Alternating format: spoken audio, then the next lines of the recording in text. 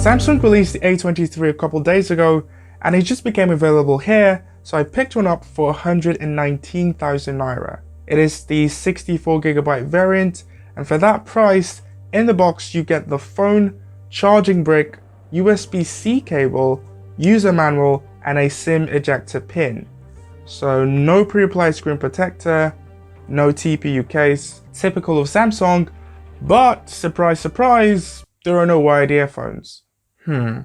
This is the awesome blue color, and although it's glossy, I think it's quite nice. It looks visibly different from the A22 and quite similar to the A53. So I guess in some way it looks more than it costs. Like I said, I got this for 119,000, which is about $200. So it's definitely more expensive than the A22. So you should definitely stay tuned for the full review, as we will try to figure out why this one costs more and if it's worth the upgrade. In terms of the rear design, I like it. It's a plastic back and it's also glossy, so that means fingerprints and smudges are present. But this blue color for the most part hides it, so it's not that obvious. We do get a headphone jack with the A23, thankfully. It also has two mics, a USB-C port, and one speaker at the bottom. On the right, there's a fingerprint sensor, which is also the power button, and on the left, the SIM card/SD card tray. You might miss this, but at the top, just above the selfie camera, we have the earpiece. So no earphones, but at least we get a jack. One thing that caught my attention when I first saw the spec sheet is that this comes with a TFT display. Not AMOLED like the Galaxy A22, but it does have a high resolution at 1080p and also retains the 90Hz refresh rate. If you're someone coming from the A22 or any AMOLED display, you are going to notice a dip in display quality. I was hoping for a hole punch cutout, but we get the old-fashioned teardrop notch. There are also significant bezels on this phone, so it's definitely not the most modern looking display. But if you can ignore those, bezels, it is still a good display. I mean, to be fair. But the perfect upgrade would have been AMOLED plus 1080p.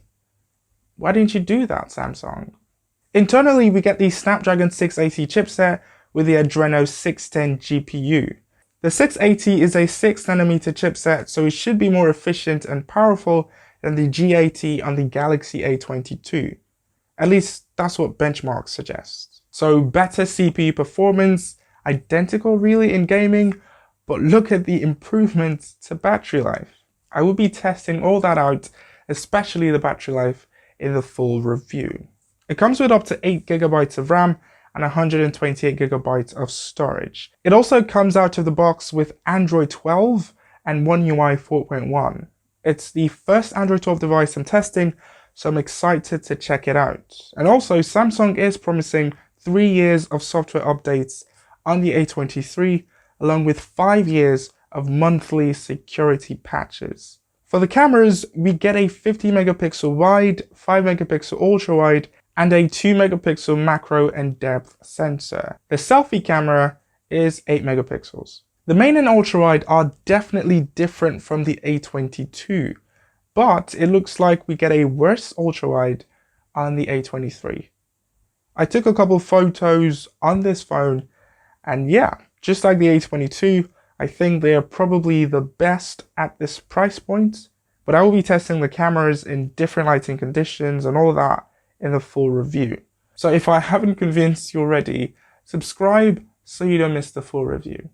And for the battery, it's 5000 mAh, and thanks to the Snapdragon 680, I do expect better battery life on here. Perhaps an hour more than the A22. It also has a 25-watt charger included in the box. At least they gave us that, right? I think the A23 is a well-built device. It doesn't necessarily have a better display. The cameras would be quite similar to the A22, but it does have a more efficient chipset which equals more power and better battery life. And it also comes with Android 12 plus 3 more years of, major software updates. There's not a lot to hate about this phone, just maybe the lack of an AMOLED display and no earphones and not even a screen protector. But it does seem to pick up for the most part where the A22 left off. But then again, I've been using this device for only a couple hours. Time really would tell. So I guess in the full review, that's when we'd really know.